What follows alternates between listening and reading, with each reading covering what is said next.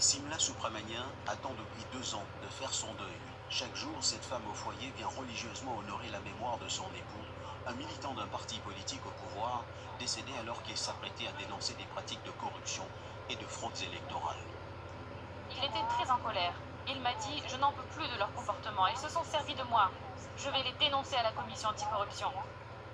Cet homme de 52 ans, très actif dans la circonscription du Premier ministre aux législatives de 2019, disparaît alors pendant 2 jours, avant d'être retrouvé mort ici, à Telfer, dans un champ de canne. L'empressement de la police à classer l'affaire attisera les soupçons d'un probable assassinat. Cet ancien détective de la police mauricienne critique une enquête bâclée et orientée.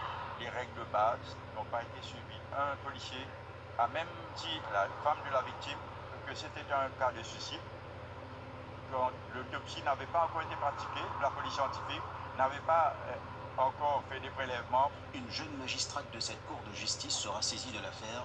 Cependant, son rapport d'enquête est resté confidentiel et sans suite pendant 1 an, jusqu'à ce que cette télévision en ligne en révèle les conclusions accablantes.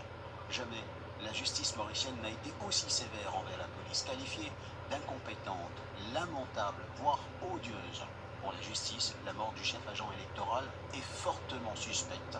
Et ce meurtre ne serait pas étranger aux pratiques frauduleuses qu'il s'apprêtait à dénoncer. Ce nouveau rebondissement a provoqué une énorme émotion dans le pays. Ces manifestants laissent éclater leur indignation devant le siège du gouvernement à Port-Louis. Monsieur l'agent, ce n'est pas nous qu'il faut déloger, mais le corrompu qui parle en ce moment au Parlement. Le Premier ministre Pravin Jugnauth affirme que la police enquête. Bien que les forces de l'ordre et la commission anticorruption dépendent de son bureau, l'enquête n'avance pas. Qui doit mener les investigations?